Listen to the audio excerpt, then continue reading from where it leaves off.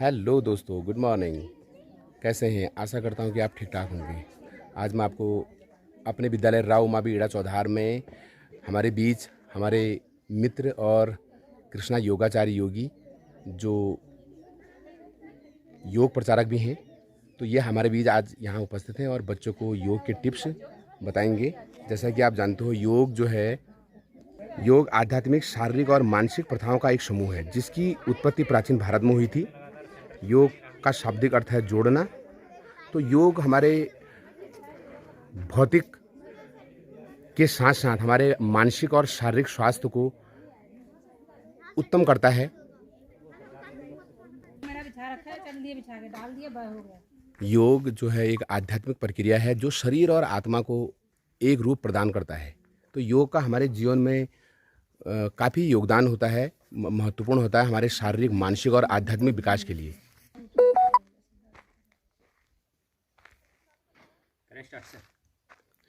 हमारे कृष्णा योगाचारी जो योग प्रचारक भी हैं, ये जगह जगह अनेक विद्यालयों में जाकर बच्चों को योग के टिप्स बताते हैं। तो आज ये हमारे आग्रह पर इन्होंने अपना अमूल्य समय हमारे विद्यालय को दिया है। मैं धन्यवाद विद्यालय परिवार की ओर से इनका भी धन्यवाद करता हूँ, कृष्णा भाई का।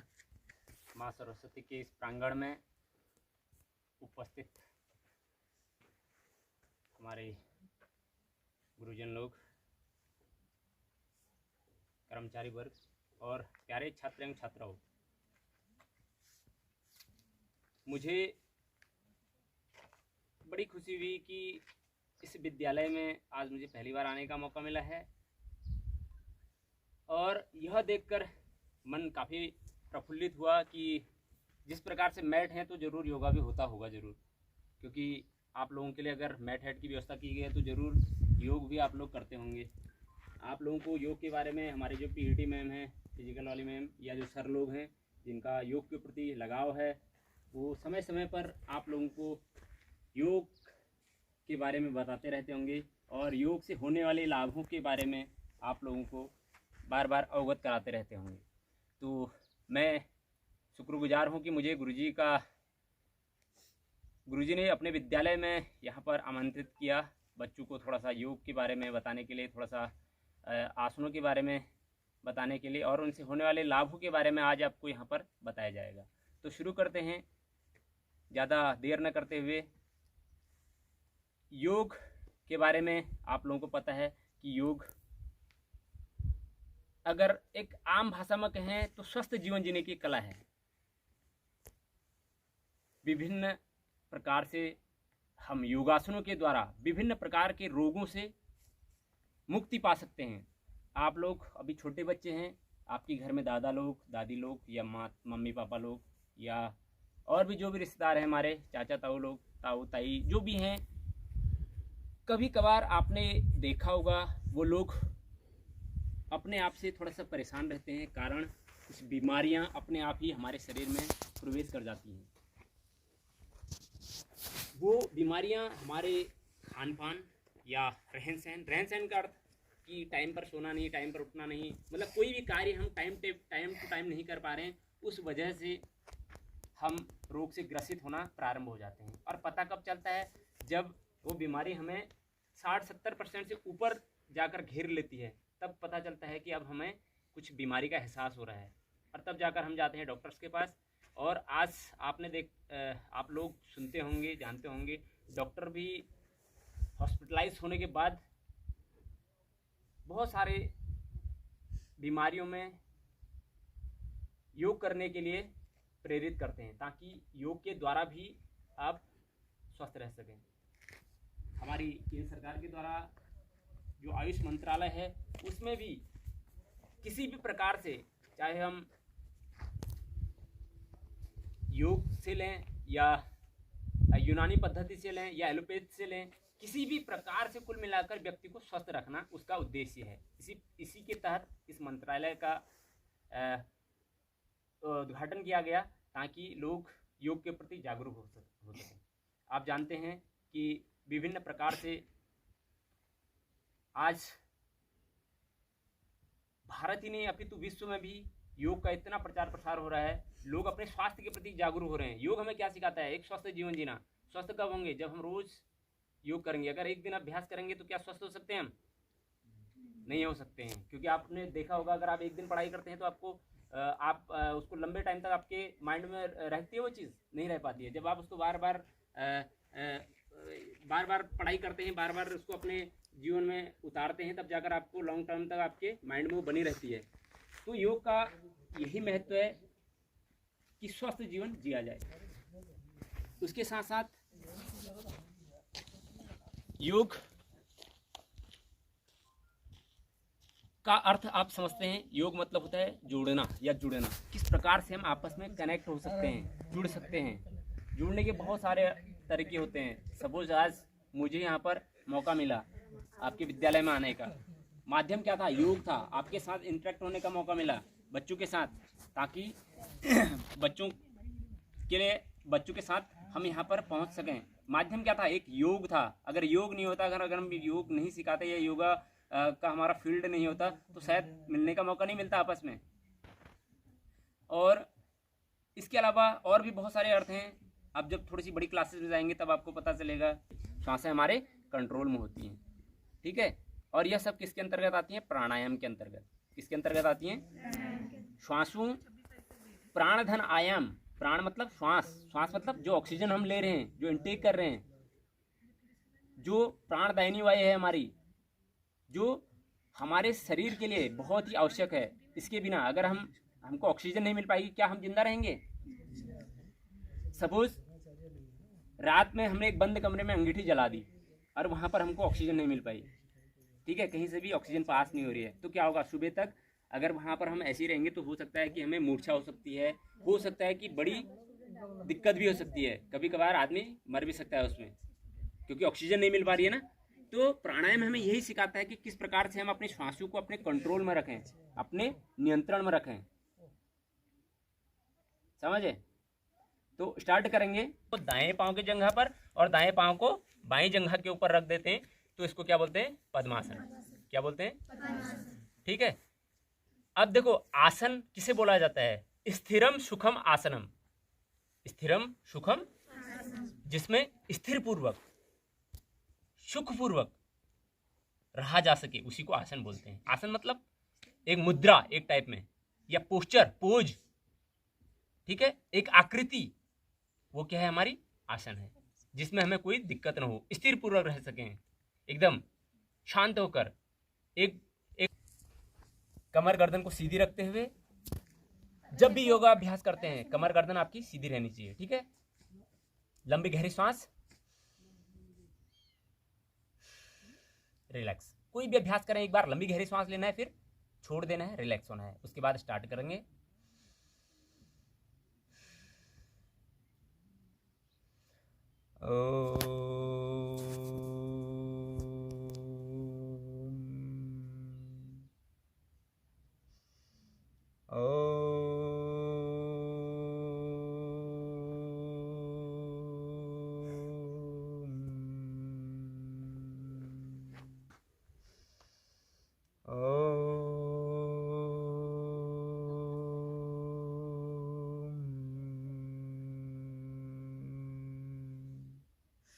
देखो, जब उनका उच्चारण करते हैं, पहली ध्वनि जो ओ की निकलती है वो लंबी लेनी है, लंबी खींचनी है उसको। फिर ऊ की ध्वनि में थोड़ा छोटा, फिर मौ में छोटा। फिर जब दूसरी बार ऊ का उच्चारण करते हैं तब ऊ की ध्वनि को थोड़ा लंबा खींचना है।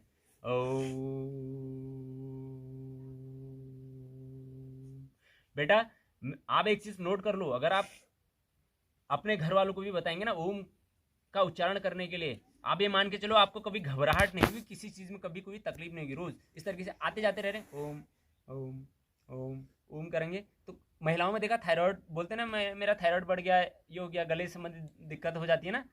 तो अगर आप रोज उच्चारण करेंगे कभी दिक्कत नहीं आएगी। इसके अलावा जो लोग हकलाते हैं, उनका धीरे धीरे हकलाना से ये होगा, लेकिन करना क्या है? तरीके से करना है। जब तरीके से कोई चीज़ करेंगे तो जरूर लाभ मिलेगा। अगर तरीके से नहीं कर रहे हैं तो फिर कोई लाभ नहीं मिलने वाला है। चाहे आप 1 घंटा कर लें, 2 घंटा कर लें, 3 घंटा कर लें, कोई बोलना है पूरा बंद करना है, पूरा खुलना है, पूरा बंद करना है, पूरा खुलना है, पूरा बंद करना है। कितनी बार? 5 से 10 बार या 10 से 20 बार अधिकतम, ठीक है। क्या होगा? हमारी अंगुली के जो जोड़ हैं वो ढीले होंगे, ठीक है, मांसपेशियों में खिंचाव उत्पन्न होगा, तो क्या होगा? ब्लड का सर्कुलेशन अच्छे से होगा। आपने महसूस किया होगा जब सुबह सुबह उठते हैं बिना अभ्यास की जब सुबह सुबह उठते हैं तो एकदम सिकुड़न सी रहती है ना शरीर में, जकड़न सी रहती है एकदम, फिर वो दूर कब होती है जब थोड़ा सा हाथ पाँव को हिलाते हैं, चाहे किस तरीके से भी हम हाथ पाँव हिलाते हैं, फिर थोड़ा तब धीरे धीरे ब्लड का सर्कुलेशन होता है, तब आपको जो हल्का सा निर्जीवता तक लगती थी शरीर में, वो फिर धीरे धीरे सजीवता में बदलनी शुरू हो जाती है। 5 से 10 बार कर दें रोज, बहुत है। उसके बाद और इनको भी बताऊंगा 5 मिनट में कैसे करना है। 5 मिनट अभ्यास करके फिर तुरंत 5 मिनट में कुछ आसन कर लिए, फिर 5 मिनट कुछ प्राणायाम कर लिए, 10-15 मिनट, 2 मिनट 3 मिनट सूर्य नमस्कार कर लिया के लिए। इससे आपकी कलाई क्या होगी, फ्लेक्सिबल होगी, फ्लेक्सिबिलिटी आएगी। तो कभी कभार क्या होता है जब हम कभी स्लिप कर जाते हैं, कभी इस तरीके से मुड़ता है तो हाथ एकदम से मुड़ जाता है ना, अगर आपकी फ्लेक्सिबिलिटी होगी ना तो एकदम से नहीं मुड़ेगा, कभी दिक्कत आ जाती है ना, उसके बाद हमारी कलाइयाँ मुड़ जाती है तो फिर दिक्कत आनी शुरू हो जाती है, दर्द करना शुरू कर देता है। अगर रोज़ आपकी फ्लेक्सिबिलिटी रहेगी, आप रोज़ एक्सरसाइज कर रहे हैं, तब कोई दिक्कत नहीं होगी अचानक से कभी गिरने में, छोटी मोटी चोटों में, बड़ी चोट नहीं, छोटी मोटी चोटों में, ठीक है। हाँ, 5 से 10 बार या 10 से 20 बार अधिकतम, जितना आपके पास समय है। एंटी क्लॉकवाइज भी, उल्टा भी, ठीक है। नेक्स्ट, दोनों हाथ सामने खोलेंगे, नेक्स्ट दोनों हाथ सामने इस तरीके से कोहनी से मोड़ना है, गुड। 5 से 10 बार या 10 से 12 बार। जैसे ही थकान लगनी शुरू होती है कि लग रहा है कि आपको हाथ थक रहे हैं, तुरंत पोज चेंज कर दो, दूसरा ये वाला, दोनों हाथ सामने इस तरीके से कंधे के समांतर, एक साथ करेंगे, ठीक है। एक साथ करते हैं कोई चीज तो अच्छी लगती है ना, हाँ। नेक्स्ट, ऊपर, फिर इस तरीके से। इतना नहीं खोलना है बेटा, अपने जो कंधे हैं कान के समांतर, एकदम कान से सटे हुए, इतना बाहर नहीं खोलना है, इस तरीके से अपनी बॉडी के समांतर जाना है हाथ, फिर नीचे।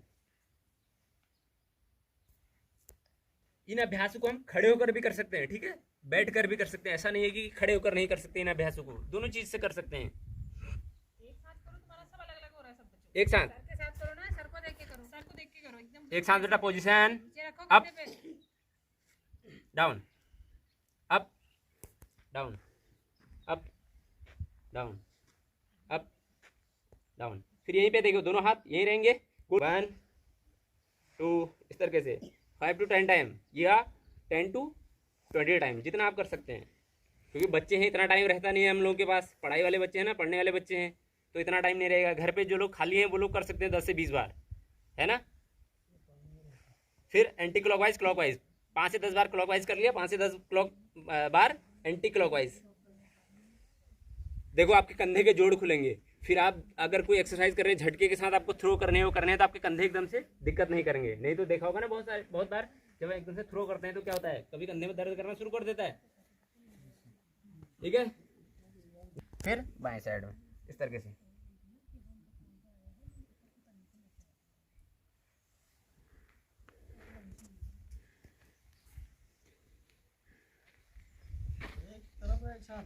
एक साथ देखो बेटा। पोजीशन, लेफ्ट साइड डाउन करेंगे, आपका लेफ्ट साइड ये वाला ना, हाँ good. Left side down, up, थोड़ी देर सांस रोक के रखेंगे, फिर से down, up, down, up, down, up, relax.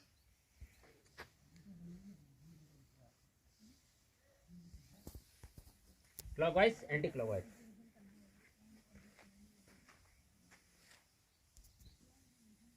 ठीक है। ये आपके किस चीज की एक्सरसाइज हो गए, हल्के से, हाँ, झटके के साथ नहीं करना है, जितनी आपकी क्षमता है, अपनी क्षमता से ज्यादा नहीं करना है। ये नहीं करना है कि वो sir, right side down, up, फिर forward down, up, backward, up, forward, up, backward, up, फिर गोल गोल रूट। आराम आराम से देखो, आराम से, झटके के साथ नहीं करना है। और शुरू में क्या करना है, आंखें खोलकर, आंखें बंद करके करेंगे ना, हो सकता है कि चक्कर आ सकता है, ठीक है।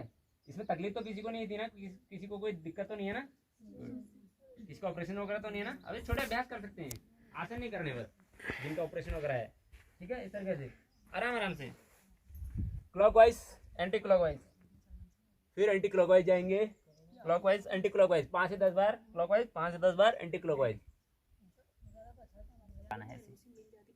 श्वास छोड़ते हुए आगे की ओर। देखो योग में कोई भी एक्टिविटी कर रहे हैं, जब हम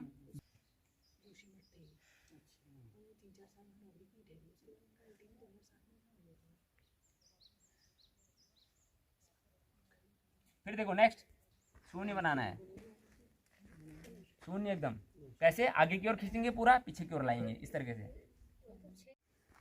ये एक्सरसाइज का क्या फायदा होता है पता है? जब आप दौड़ते हैं, देखा ना, जब हम बिना एक्सरसाइज के दौड़ते तो पाँव मुड़ जाता है एकदम से, झटका सा महसूस होता है ना।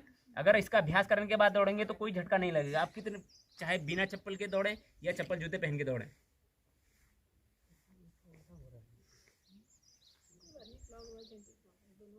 ठीक है, नेक्स्ट देखो, इसी में, इसी एक्सरसाइज में फिर से पाँव को ऊपर ले जाना है, नीचे दबाना है, फिर ऊपर, यहाँ अपने चेस्ट पे लगाना है, फिर नीचे थाइज को चेस्ट पे इस तरीके से, फिर नीचे।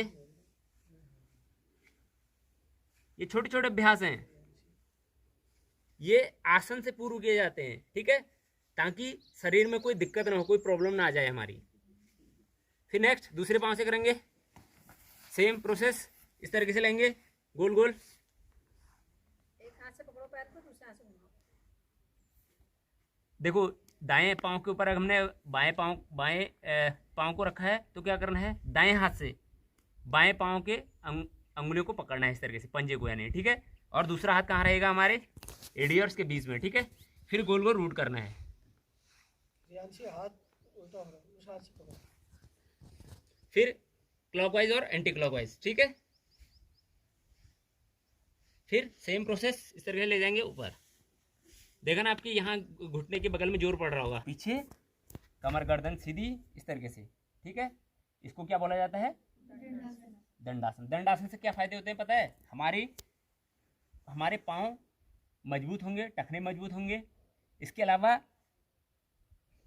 ब्लड का सर्कुलेशन अच्छे से होगा पैरों में, तो क्या होंगे, पैर मजबूत हो जाएंगे, ठीक है। फिर इसके अलावा जब हम जंप करते हैं, देखिए आप जब आप इस तरीके से पाँव को खिंचाव उत्पन्न दे रहे हैं या खिंचाव उत्पन्न हो रहा है आपके, तो आपके ये जो हम लंबे कूद वगैरह करते हैं, उसके लिए हमारी ये पाँव की मसल्स मजबूत होनी चाहिए, तो ये मसल्स हमारी क्या होंगी, मजबूत होंगी, ठीक है।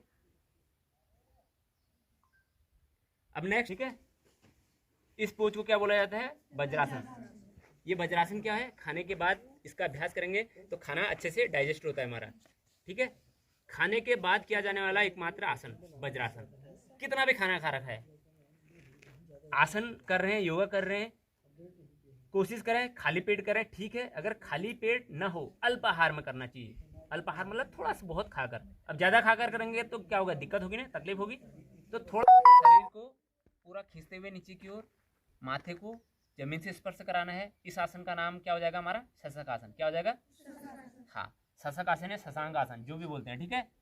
इस तरीके से श्वास छोड़ते हुए डाउन,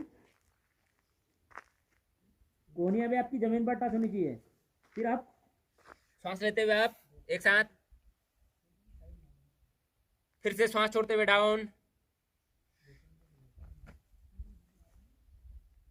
अब इस आसन के अभ्यास से हमारी कमर फ्लेक्सिबल होगी, रीढ़ की हड्डी फ्लेक्सिबल होगी हमारी, ठीक है। फॉरवर्ड बेंडिंग हमारी अच्छी होगी, जो आगे वाली बेंडिंग है हमारी, ठीक है, वो अच्छी होगी, तो कभी कमर दर्द संबंधी समस्याएं नहीं होंगी, पेट दर्द संबंधी समस्याएं नहीं होंगी, मस्तिष्क संबंधी कोई समस्याएं नहीं होंगी, क्योंकि हमको जो हमारी ये धरा है, ये भूमि है, इससे मिलने वाली सकारात्मक ऊर्जा हमारे मस्तिष्क में प्रवेश करेगी, तो हमारी क्या होगी, एकाग्रता बनी रहेगी, स्मरण शक्ति तेज होगी, याददाश्त तेज होगी, बुद्धि का विकास होगा, गलत विचार मन में नहीं आएंगे, हमेशा सकारात्मक बने रहेंगे, नकारात्मकता हमारे अंदर से स्वतः ही दूर होना प्राप्त। गर्दन सीधी रहनी चाहिए, नीचे नहीं झुकाना है। इसके अलावा क्या होगी, आपको कभी गर्दन संबंधी कोई दिक्कत नहीं होगी, स्पॉन्डिलाइटिस संबंधी दिक्कत नहीं होगी, सर्वाइकल संबंधी दिक्कत नहीं होगी, ठीक है। फिर आप करेंगे धीरे धीरे। देखो, जिनको सर्वाइकल संबंधी दिक्कत है या स्पॉन्डिलाइटिस, गर्दन सीधे सामने, अप, एक साथ, डाउन, अप, ठीक है। इसी का दूसरा अभ्यास, हथेली के ऊपर, अप, डाउन, अप, ये भी मंडूकासन का अभ्यास है, ठीक है। डाउन, लाभ बता दिया ना, वही, कमर संबंधी दिक्कत नहीं होगी, गर्दन संबंधी दिक्कत नहीं होगी, डायबिटीज संबंधी दिक्कत नहीं होगी, कब्ज संबंधी दिक्कत, गैस एसिडिटी, कुछ भी दिक्कत नहीं होगी। लेकिन कब नहीं होगी, जब रोज अभ्यास करेंगे, अपने घर वालों को भी प्रेरित करेंगे। अब कब करेंगे? जब हम लोगों ने सीखा होगा। अगर हम लोगों को अच्छे से नहीं आएगा तो हम अपने घर वालों को करा पाएंगे? फिर जब हमने अच्छे से नहीं सीख रखा है, हम राइट वाले थाई के बगल से ले जाकर घुटने को टच करना है इस तरीके से। गलत बेटा, आपका ये हाथ पीछे रहना चाहिए। हाँ, इस तरीके से। अब इधर से ले जाना है, हाँ ये, और पीछे की ओर मुड़ना है इस तरीके से। अपने हथेली को देखने का प्रयास करना है। कहाँ से? अपने कंधे के ऊपर से देखना है इस तरीके से। 5 से 10 सेकंड होल्ड रखेंगे। इस अभ्यास का नाम क्या है? वक्रासन। क्या है? वक्रासन से भी क्या फायदे होते?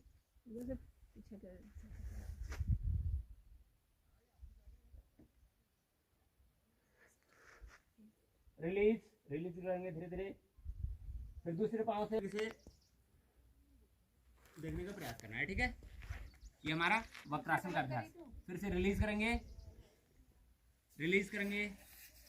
सलोनी, आप तो तू भी सही करने की। पीछे की ओर देखना है। देखो एक तो जो पैर वही हाथ ही करना है, पैर उधर वाला ला। हाँ, अरे देखो पैर एक तो फ्लेक्सिबिलिटी आ रही है बेटा, दूसरा क्या हो रहा है? देखो गर्दन पे जोर पड़ रहा है, यहाँ जोर पड़ रहा है, तो यहाँ के हमारे जो ऑर्गन्स हैं वो मजबूत होंगे। ठीक है, कोई दिक्कत नहीं होगी। अपना हाथ देखो। ठीक है, स्पॉन्डिलाइटिस संबंधी दिक्कत नहीं होगी, सर्वाइकल संबंधी दिक्कत नहीं होगी।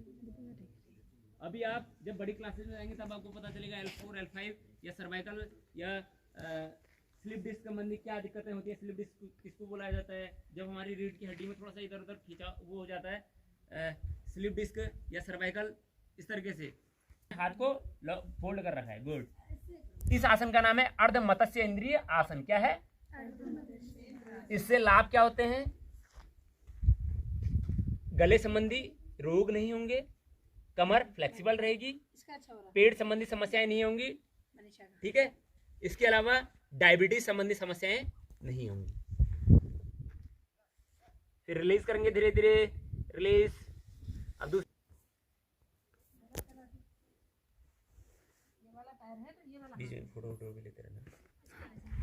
फोटो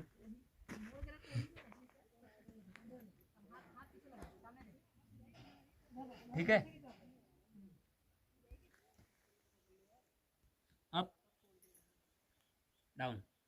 ठीक है, क्या नाम बताया इसका? पश्चिम उत्तानासन। ठीक है, श्वासों के साथ करना है। श्वास छोड़ते हुए, एक्सहेल करते हुए डाउन, और इनहेल करते हुए, श्वास लेते हुए अप करना है। यानी रोज करते हैं लेकिन कर नहीं पाते हैं, जबकि रोज करते हैं। देखो बेटा, अभी देखो फ्लेक्सिबिलिटी नहीं है इनके। ज्यादा जोर लगाकर नहीं करना है। ठीक है, अभ्यास कब करना है? सुबह सुबह। अगर बिस्तर से आराम से कर लेंगे, ठीक है, फिर कोई दिक्कत नहीं आएगी। नहीं तो पेट दुखेगा। अगर पहली बार करेंगे तो क्या होगा? पेट दुखेगा ना। ज़्यादा जोर लगाकर करेंगे तो ज़्यादा जोर लगाकर नहीं करना है। अपनी क्षमता के अनुसार, जितनी आपकी क्षमता है। ठीक है, अगर मेरी क्षमता यानी आपकी क्षमता अगर इतनी है तो इतना ही करना है। फिर धीरे धीरे क्या करना है? कल थोड़ा सा और डाउन करने की कोशिश करनी है, परसों और डाउन करने की कोशिश करनी है, फिर और डाउन करेंगे। एक दिन ऐसा आएगा कि आप आराम से नाक को या माथे को अपने घुटनों से टच करा देंगे आराम से। ठीक है, रिलैक्स करेंगे जितना आप झुक सकते हैं। ठीक है, इस तरीके से हंसना नहीं है, नहीं कर पा रहे हो, फिर धीरे धीरे ऊपर, नहीं करो, हंसो मत। फिर दूसरे देखो ऐसे ही लाना है बेटा, हाथ ऐसे नहीं लाने हैं। देखो यहाँ से ऊपर को लाने हैं, ऐसे जैसे गए थे वैसे आएंगे ऐसे। ठीक है, फिर से अपने कमर के पास में हाथ रखेंगे। ठीक है, फिर से जाएंगे इस तरीके से राइट साइड से। इससे आपके घुटने भी मजबूत होंगे और जो बैकवर्ड बेंडिंग है आपकी वो अच्छी होगी। बैकवर्ड बेंडिंग अच्छी होगी तो कभी भी क्या होगी? कमर संबंधी कोई दिक्कत नहीं होगी, गैस्ट्रिक, इसके अलावा गर्दन संबंधी कोई दिक्कत नहीं होगी। रिलैक्स। धीरे धीरे अप, फिर से बैकवर्ड बैंड, अप। गुड। आराम से, झटके के साथ नहीं करना है। मैं क्यों, जितना आपकी क्षमता है उतना ही करना है। ठीक है ना? अगर आप इतना जा सकते हैं तो इतना ही जाना है। ये कोशिश नहीं करने की पीछे जाए पूरा। ठीक है, इसके भी क्या फायदे होंगे? देखो कुल मिलाकर देखो फायदे समझ कैसे। नजरें सामने, जिसका ध्यान यहाँ पर होगा, एकाग्र होंगे जो लोग, वो आराम से कर लेंगे। जिसका ध्यान इधर उधर भटक रहा होगा कि यार मेरे को वहाँ जाना था, या वो खाना है, भूख लग रही है, या योगा नहीं करना है, वो लोग बार बार सूझते सूझते फिर पाँव नीचे कर लेंगे, रिलैक्स।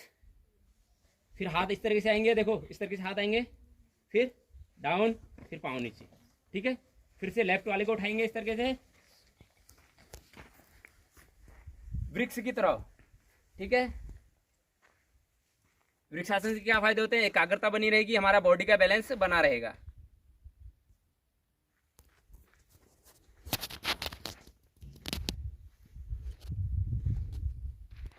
वेरी गुड, बहुत अच्छा बेटा। रिलैक्स, पहले ऊपर, दोनों हाथों को आपस में, दोनों हाथ की अंगुलियों को आपस में लॉक कर देंगे, फिर नीचे लाएंगे। पहला पोज अब स्टार्ट होगा, ठीक है। यहाँ तक आपका ये नॉर्मल पोज, ठीक है। इसके बाद अब करेंगे तो पाँव के पंजे को भी उठाएंगे और हाथ को पूरा ऊपर की ओर खींचेंगे, यानी अपनी बॉडी को पूरा क्या करना है, ऊपर की ओर खींचना है। इससे क्या होगा, एक तो हमारी हाइट बढ़ेगी, इसके अलावा बॉडी बैलेंस हमारा बना रहेगा, रीढ़ की हड्डी में हमारी खिंचाव उत्पन्न होगा रीढ़ की हड्डी में, ठीक है। तो अब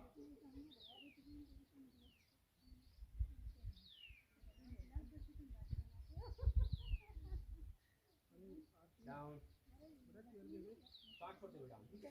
क्या बताया मैंने योग में, जब कोई भी एक्टिविटी ऊपर की ओर हो रही है तो सांस लेते हुए, यानी ब्रीदिंग करते हुए, यानी इनहेल करते हुए, और जब नीचे की ओर एक्टिविटी हो रही है तो डाउन, यानी सांस छोड़ते हुए, एक्सहेल करते हुए, ठीक है।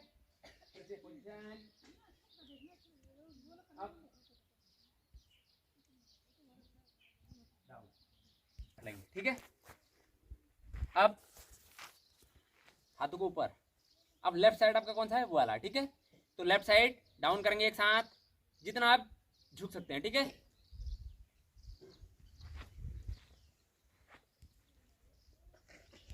अब गुड, राइट साइड अपनी क्षमता के अनुसार बेटा जितना झुक सकते हैं, ज़्यादा नहीं झुकना है। गुड, आप बच्चे हैं ऐसे आप झुक सकते हैं, लेकिन आपने अभी खाया नहीं होगा तो पेट थोड़ा सा दुख रहा होगा, लंच टाइम नहीं होना अभी। अब एक साथ फिर से राइट साइड आ सकते हैं और पाँव को बंद करके भी दोनों तरीके से कर सकते हैं, ठीक है। पाँव को फैलाकर किस तरीके से किया जाता है, दोनों हाथ सामने। फिर देखो जब आप लेफ्ट साइड को मोड़ रहे हैं तो राइट हैंड आपका आएगा अपने कंधे के ऊपर इस तरीके से, और लेफ्ट हैंड फोल्ड होगा इस तरीके से। देखो इस तरीके से आएंगे, मुझे देख लो एक बार, रिलीज, फिर इस तरीके से खुलेंगे, फिर इस तरीके से। गुड, चलो अब एक बार देखो इधर, पोजीशन, लेफ्ट साइड बेंड करेंगे आप लोग या टर्न करेंगे, ठीक है। Left side turn, good, release, धीरे धीरे आएंगे, आराम से आते हैं बेटा, गुड। फिर right side,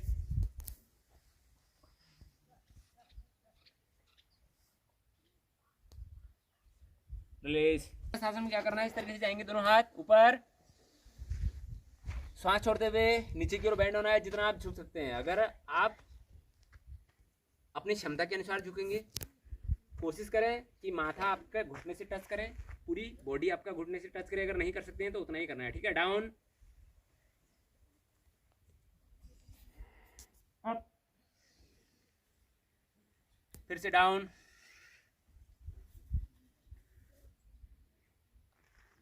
up, down,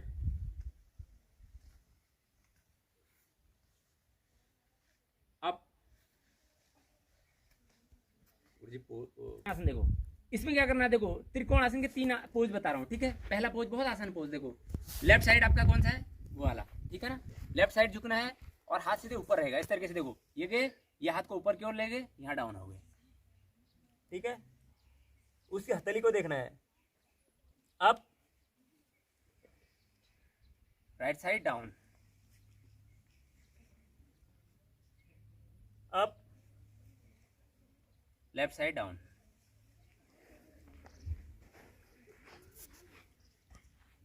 up, right side down. आपका राइट साइड इधर, हाँ गुड गुड, एक साथ, गुड। ऐसे रहना थोड़ी देर, एक दो क्लिक कर लेना। सर ने मुंह पर कर, ऊपर हथेली को देखना है बेटा, तभी तो गर्दन संबंधी कोई दिक्कत नहीं आएगी, अभी फ्लेक्सिबल रहेगी। आप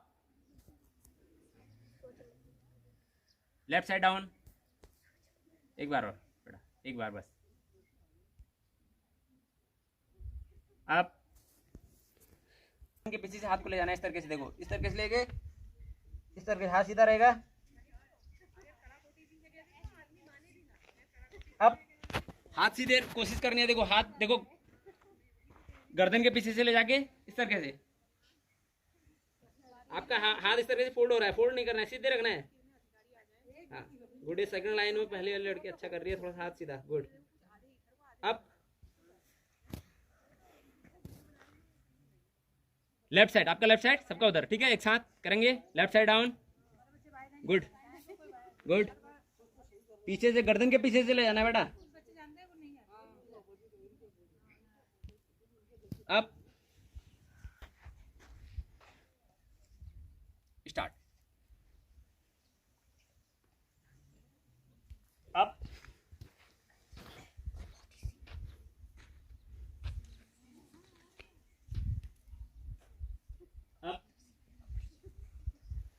फिर से एक बार डाउन। सर्वप्रथम हम अभ्यास करेंगे भस्त्रिका प्राणायाम। किस चीज का? भस्त्रिका प्राणायाम से क्या फायदे होते हैं पता है? हमारे फेफड़े मजबूत होते हैं, हमारे लंग्स क्या होंगे? फेफड़े मजबूत होंगे तो कभी श्वास संबंधी कोई दिक्कत नहीं होगी, दमा संबंधी कोई दिक्कत नहीं होगी, अस्थमा संबंधी कोई दिक्कत नहीं होगी, ठीक है ना। आपने हल्के से बंद रखना है, यानी दबाव नहीं देना है, बिल्कुल जोर से नहीं करना है। कुछ बच्चे ऐसे करते हैं, ऐसे नहीं करना है, ठीक है। नॉर्मल इस तरीके से रहेगा, लंबी गहरी सांस लेनी है, धीरे धीरे छोड़ना है। फिर भस्त्रिका प्राणायाम में हम बहुत तरीके से कर सकते हैं, तेजी के साथ कर सकते हैं, मध्यम गति के साथ कर सकते हैं और आराम से कर सकते हैं, ठीक है। पहला नॉर्मल इस तरीके से, एक बार मुझे देख लो डेमो।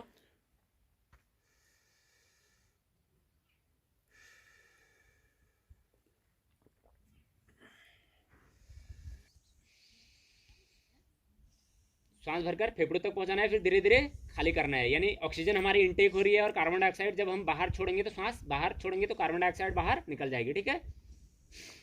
सांस छोड़ेंगे, फिर से इनहेल,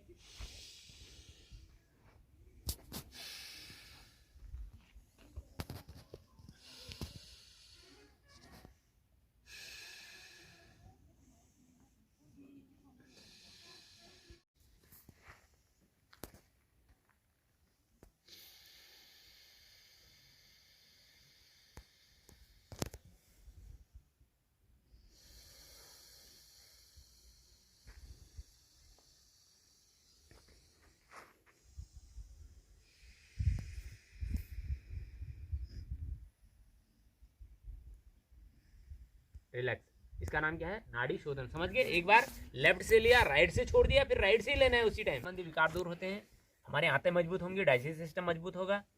इसके अलावा जो हमारे इंटरनल ऑर्गन्स हैं या इंटरनल पार्ट्स हैं वो हमारे मजबूत होंगे। कपालभाति क्रिया के लिए फिर से दोनों हाथ अपने ज्ञान मुद्रा में या ध्यान मुद्रा में, ठीक है। बहुत सारी मुद्राएं, इसके बाद आपको कभी मुद्राओं के बारे में बताएंगे। तो क्या करना है? श्वास को झटके के साथ बाहर छोड़ना है, ऐसे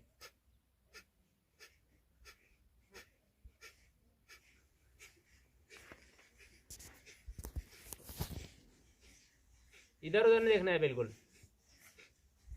शुरू में क्या करना है? 30 का दोनों हाथ अपने घुटनों के ऊपर भी रख सकते हैं। अब स्टार्ट कर रहे हैं, स्टार्ट में नहीं हो पाएगा क्योंकि हमको बाहर की आवाज़ें सुनाई देंगी, ठीक है। हमारा शरीर हमारे कंट्रोल में नहीं होता जब हम स्टार्ट करते हैं, है ना। हमारी इंद्रियां हमारे बस में नहीं होती हैं। तो क्या करना है? इस पोजीशन से कर सकते हैं। देखो अंगूठों से दोनों कानों को बंद कर देंगे, तर्जनी उंगली माथे पर, शेष तीनों उंगलियां इस तरीके से आंखों के ऊपर और एक उंगली आपके नाक के बगल में रहेगी इस तरीके से, और दोनों हाथ इस तरीके से सीधे रहेंगे। लंबी गहरी सांस लेंगे, सांस छोड़ देंगे, फिर से लंबी गहरी सांस लेंगे। जितना सांस आपने भर रखा है, सांस छोड़ने के साथ साथ ही भौरे की तरफ गुनगुनाएंगे।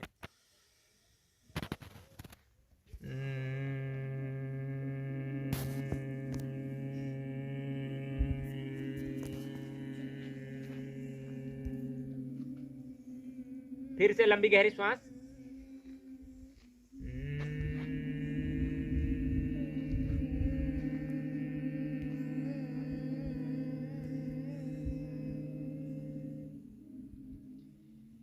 फिर से